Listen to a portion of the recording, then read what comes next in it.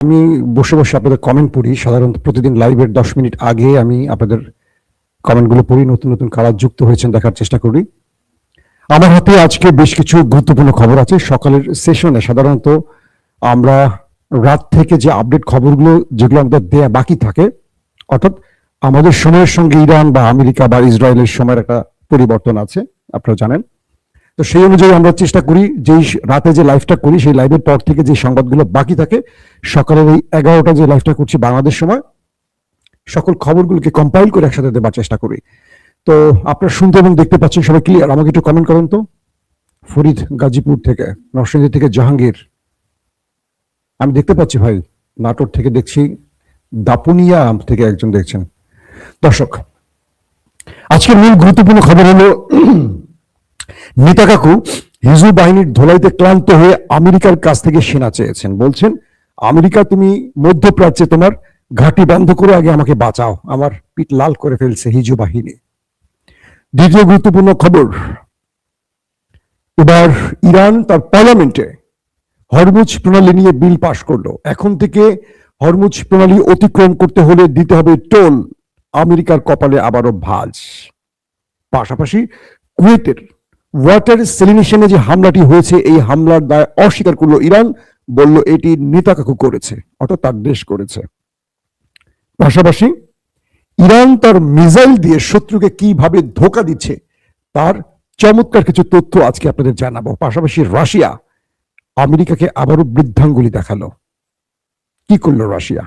দর্শক, সৌদির পাইপলাইনেও হামলার ঘটনা ঘটেছে। কারা এই হামলাটি করেছে সেই বিষয়টিও তথ্য আসতে শুরু করেছে। পাশাপাশি মার্কিন যুক্তরাষ্ট্রের পার্লামেন্টে আলোচনায় যুদ্ধের খরচ নিয়ে যে প্রশ্ন উঠেছিল সেখানে এমন তথ্য দেয়া হয়েছে যেটা আরবের জন্য টেনশনের কারণ হয়ে গেছে।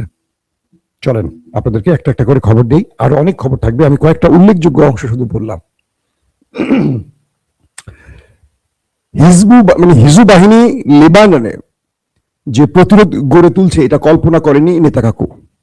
তিনি মনে করেছিলেন গাজার মতো একটি বাফার জোন তৈরি করবেন এবং পুরো লেবানন তার দখলে নিয়ে তিনি ইচ্ছে মতো এটাকে নিয়ন্ত্রণ করবেন।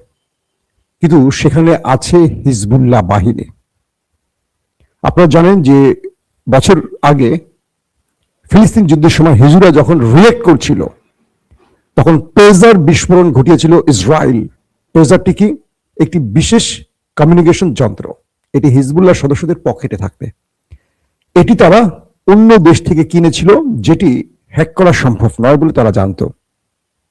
তারা জানতো যে হিজবুল্লাহ সদস্যরা নিজেরা কোনো মোবাইল ইউজ না করে এটার মাধ্যমে নিজেরা নিজেদের তথ্য আদান প্রদান করত। ইসরায়েল কি করে, এই বিশেষ ডিভাইসটির মধ্যে যখন হিজবুল্লাহ কেনে, সাগরে কোনো একটি ট্রানজাকশন কি বলবো, এটার যে কোনো একটি স্থানে যখন জাহাজ থেকে এটা আদান প্রদান হয়, এটার ভেতরে বিশেষ একটি ডিভাইস বা বিস্ফোরক বসিয়ে দেয়, ডিভাইস বিস্ফোরক। যখন হিজবুল বাহিনীর সাথে ইসরায়েলের লড়াইটা শুরু হয় তখন এই পেজারগুলোকে একযোগে বিস্ফোরণ ঘটায় একটি সফটওয়্যার সিস্টেমের মাধ্যমে, অর্থাৎ ইসরায়েল তার প্রযুক্তির মাধ্যমে এই পেজার বিস্ফোরণ ঘটালে প্রচুর সংখ্যক হিজবুল্লাহ সদস্য প্রাণ হারায়, ক্ষতিগ্রস্ত হয়, মারাত্মক আহত হয়, পঙ্গু হয়। এরপর হিজবুল্লাহকে আমরা দেখেছি দৃশ্যপটে অনেকটা দুর্বল হয়ে গেছে।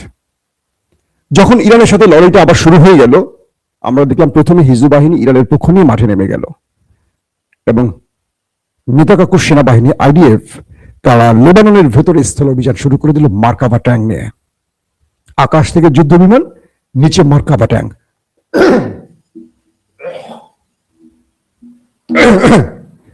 এই পরিস্থিতিতে লেবানন তাদেরকে শক্ত প্রতিরোধ গড়ে তুলেছে। চারদিক থেকে ঘিরে প্রচুর সংখ্যক নেতাকাকুর সেনাকে ওপারে পাঠিয়েছে।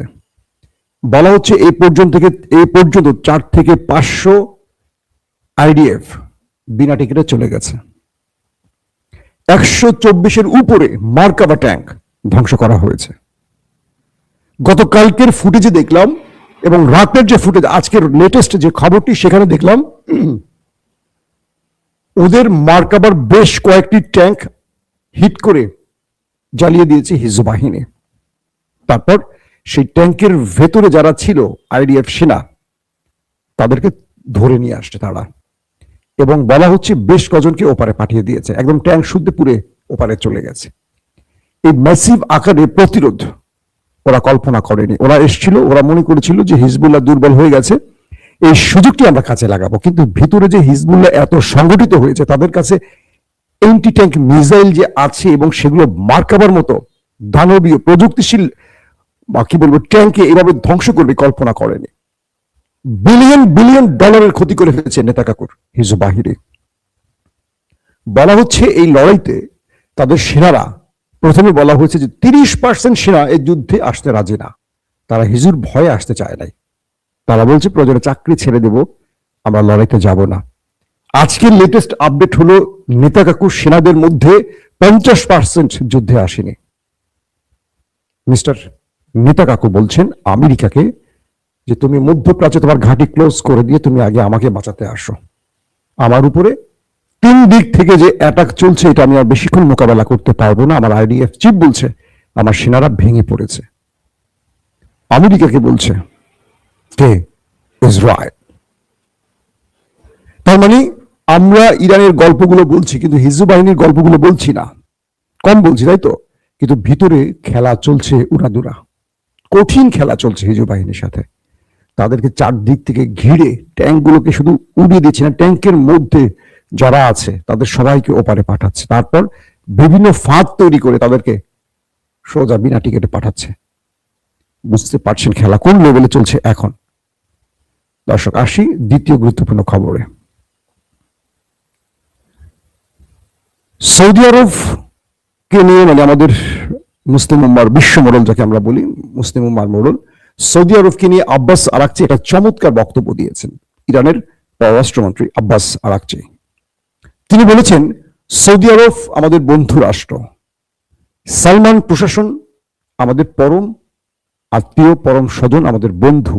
মোহাম্মদ বিন সালমান তরুণ, ইরান তার প্রত্যেকটি কাজের পজিটিভ কাজগুলোকে প্রশংসা করে। পৃথিবীর বিভিন্ন গণমাধ্যম যা কিছুই বলুক, ইরান সৌদি আরবের কল্যাণকামী। কে বলছে? ইরানের পররাষ্ট্রমন্ত্রী আব্বাস আরাকচি। হঠাৎ গরম ঠান্ডায় শরীর খারাপ হচ্ছে আস্তে আস্তে, আল্লাহ জানে, গলা বসে যাওয়ার দিকে যাচ্ছে। আব্বাস আরাকচি বলছেন যে আমরা সৌদিকে আমাদের বন্ধু হিসেবে দেখি এবং সৌদির প্রতি আমাদের ভালোবাসা অসীম, এবং আমরা সৌদির কাছ থেকে দায়িত্বশীল আচরণ আশা করি।